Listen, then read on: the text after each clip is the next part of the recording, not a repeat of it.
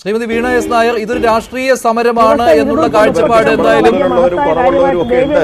രാഷ്ട്രീയ സമരം എന്നുള്ള കാഴ്ചപ്പാട് എന്തായാലും കോൺഗ്രസിൽ ഇല്ലാത്തത് കൊണ്ടാണല്ലോ വി ഡി സതീശൻ ഇന്ന് ആശാ വർക്കർമാർക്ക് പിന്തുണയുമായി ചെന്നത്. എന്തുകൊണ്ടാണ് അങ്ങനെ ഒരു രാഷ്ട്രീയം ഇതിലില്ല എന്നുള്ള ഒരു നിലപാടിലേക്ക് നിങ്ങൾക്ക് പോകാൻ കഴിഞ്ഞത്? കാരണം ഇത് ഇപ്പോൾ മിനിയൊക്കെ പ്രതിനിധാനം ചെയ്യുന്ന ഒരു രാഷ്ട്രീയമുണ്ട്, അതിന്റെ കീഴിലാണല്ലോ ഇപ്പോൾ സമരം നടക്കുന്നത്. പക്ഷെ എന്തുകൊണ്ട് കോൺഗ്രസ് ഇതിനൊപ്പം അണിചേരുന്നു?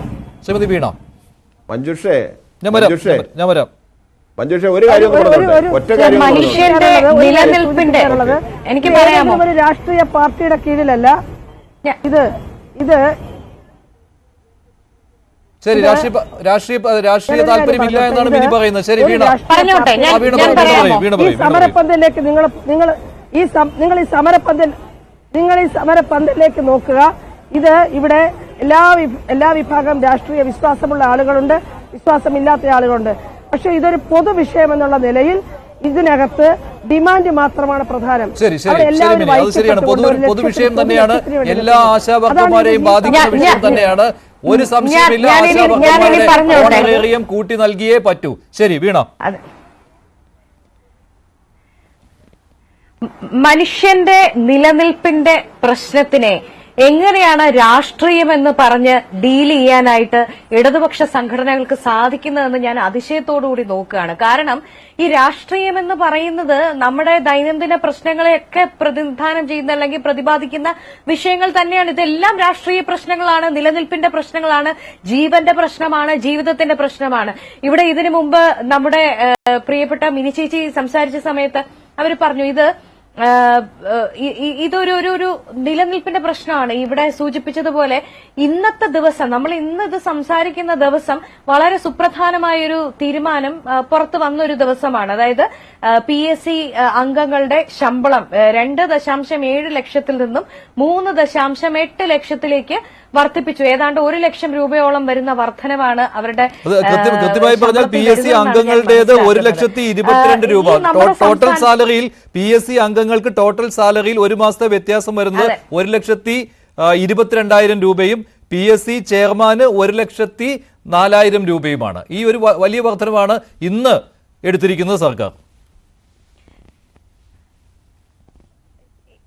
അതെ, ഇവിടെയാണ് നമ്മള് ജീവിക്കാനുള്ള ഒരു പോരാട്ടം ഇപ്പുറത്തൊരു ഭാഗത്ത് നടക്കുകയാണ്. സംസ്ഥാനത്തെ 26,500ഓളം ആശാ വർക്കർമാരെ നേരിട്ട് അവരുടെ നിലനിൽപ്പിനെ, ജീവിതത്തെ ബാധിക്കുന്ന വിഷയം. കഴിഞ്ഞ 3 മാസമായിട്ട് അവർക്ക് കിട്ടേണ്ട ഓണറേറിയം ലഭിക്കുന്നില്ല.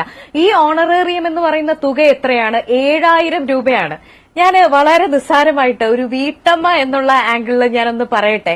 നമ്മുടെ സംസ്ഥാനത്ത് ഇന്ന് ഒരു ദിവസം ഒരു കവർ പാല് വാങ്ങണമെങ്കിൽ 30 രൂപയാവും. ഈ ആശാ വർക്കർമാർ വന്നിരിക്കുന്നവര് മിക്കവാറും എല്ലാവരും അമ്മമാരാണ്. അവരുടെ കുഞ്ഞുങ്ങൾക്ക് പോഷകാഹാരം കൊടുക്കേണ്ടത് അവരുടെ ചുമതലയാണ്, അല്ലെ? അപ്പോ ഒരു കവർ പാലിന് 30 രൂപയോളം ഉള്ള ഒരു സംസ്ഥാനത്ത് അരിയായാലും മറ്റ് ഭക്ഷണ സാധനങ്ങളായാലും സപ്ലൈകോയിൽ ചെന്ന് കഴിഞ്ഞാൽ അവശ്യ സാധനങ്ങൾ കിട്ടാക്കനിയായിട്ടുള്ള ഒരു കാലഘട്ടത്തിലാണ് ഈ ആശാ വർക്കറായിട്ടുള്ള അമ്മമാര് ജീവിക്കുന്നത്. നിങ്ങളൊന്ന് ആലോചിച്ച് നോക്കിയേ, ഈ ചെലവ് ഉള്ള ഒരു സാഹചര്യത്തിൽ 7,000 രൂപ എന്ന് പറയുന്ന സത്യത്തിൽ അവരുടെ ഈ ബസ് കൂലിക്ക് തികയുമോ എന്നുള്ളത് ഞാൻ അതിശയത്തോടുകൂടി കാണുകയാണ്. നമ്മുടെ മിനിമം ഫെയർ എത്രയാണ് ബസ്സിൽ? ഇവർക്ക് ഒരു സ്ഥലത്ത് നിന്ന് മറ്റൊരു സ്ഥലത്തേക്ക് ട്രാവൽ ചെയ്ത് പോകണമെങ്കിൽ എത്ര രൂപയാണ്?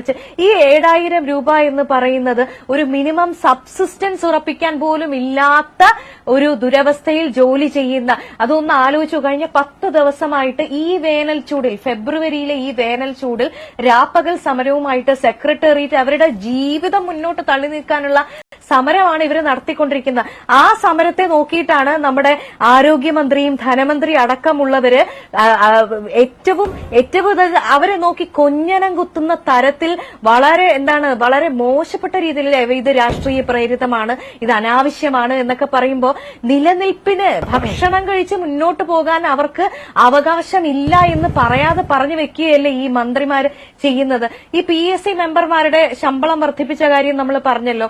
നമ്മുടെ സംസ്ഥാനത്ത് നിന്ന് എത്ര മന്ത്രിമാരാണ് വിദേശ യാത്രകൾ പോയിട്ടുള്ളത്? റൂം ഫോർ ദ റിവറും ഡച്ച് മോഡലും പഠിക്കാൻ എത്ര ലക്ഷം രൂപ ചെലവാക്കിയാണ് ഇവർ പോയിട്ടുള്ളത്? മന്ദിരങ്ങൾ മോടി പിടിപ്പിക്കാൻ എത്ര കോടിക്കണക്കിന് രൂപയാണ് ചെലവാക്കിയിട്ടുള്ളത്?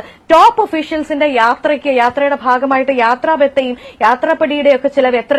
ഇനി പറയട്ടെ, ഈ കിഫ്ബിയുടെ സിഇഒ എന്ന് പറഞ്ഞിരിക്കുന്ന ആൾക്ക് ഒരു മാസം 6 ലക്ഷത്തിലധികം 6.5 ലക്ഷം രൂപയോ മറ്റോ ആണ് അദ്ദേഹത്തിന് മാസം പെൻഷനും ശമ്പള ഇനത്തിൽ. ഈ തൊഴിലില്ലായ്മ രൂക്ഷമായിട്ടുള്ള ഏറ്റവും അധികം യുവാക്കൾ അണ്ടർ എംപ്ലോയിഡ് ആയിട്ടുള്ള സംസ്ഥാനത്തിൽ റീ അപ്പോയിന്റ്മെന്റ് ആയിട്ട് നൽകിയിരിക്കുന്നത്. അദ്ദേഹത്തിന്റെ IAS പദവി എക്സ്പേർട്ട് അതിനൊന്നും കുറച്ച് കാണില്ല, പക്ഷെ റീ അപ്പോയിന്റ്മെന്റ് ആയിട്ട് പെൻഷനും ശമ്പളവും കൂടി KM എബ്രഹാം എന്ന് പറയുന്ന കിഫ്ബിയുടെ സിഇഒ വാങ്ങിക്കുന്നത് 6.5 ലക്ഷത്തിലധികം രൂപയാണ്. ധനപ്രതിസന്ധി ഒന്നും ഒരു കാരണമേ അല്ല ശ്രീമതി വീണ എസ് നായർ. ഇതൊക്കെ ഈ ആശാവർക്കർമാരുടെ സമരത്തെ അവരുടെ ആവശ്യങ്ങളെ ഇല്ലായ്മ ചെയ്യുന്നതിന് വേണ്ടി സർക്കാർ കൊണ്ടുവരുന്ന മുട്ടാപ്പോക്ക് ന്യായങ്ങൾ മാത്രമാണ്. വെറും 7000 രൂപ മാത്രമാണ് ഇവർക്ക് മാസം കിട്ടുന്നത്. അതുപോലും കിട്ടിയാൽ കിട്ടി എന്നാണ്. അതിന് ഉപാധികളായിരുന്നു ഇതുവരെ, ഇപ്പോൾ ഉപാധികൾ ഇല്ലാതാക്കിയിരിക്കുന്നു എന്നൊക്കെ മന്ത്രി പറയുന്നുണ്ട്. അത് എത്രമാത്രം വിശ്വാസത്തിലെടുക്കാമെന്ന് അറിയില്ല. നവംബർ മുതലുള്ള ഓണറേറിയം ഇന്ന് തന്നെ കൊടുക്കുമെന്ന് പറയുന്നുണ്ടായിരുന്നു. ഇതുവരെ കിട്ടിയിട്ടില്ല എന്നാണ് മിനി പറയുന്നത്. ഞാൻ താങ്കളിലേക്ക് വരാം. ശ്രീ M.